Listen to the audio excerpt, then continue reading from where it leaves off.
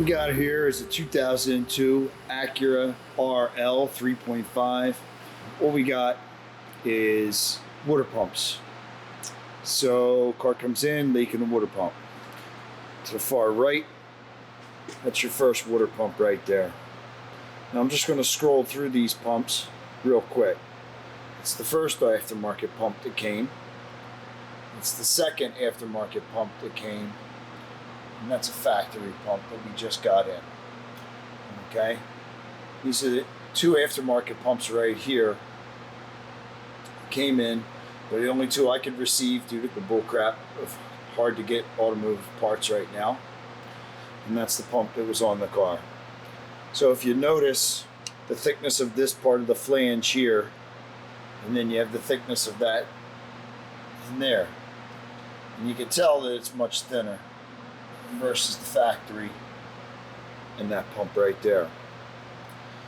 So getting in a little closer, the surface is perfectly smooth.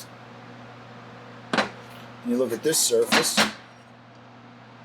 as you're going down right here, it's all tapered in like that. Same on this pump.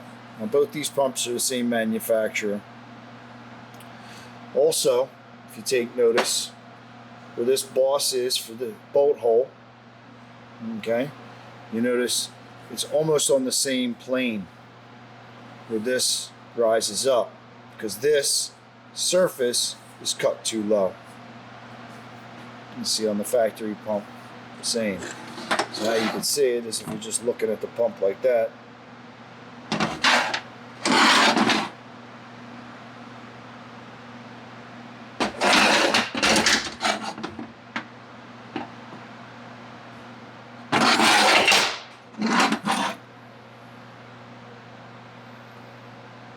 So now what we're going to do, we're going to zoom you in. Pumps are still in the same order. Measuring the thickness of that flange.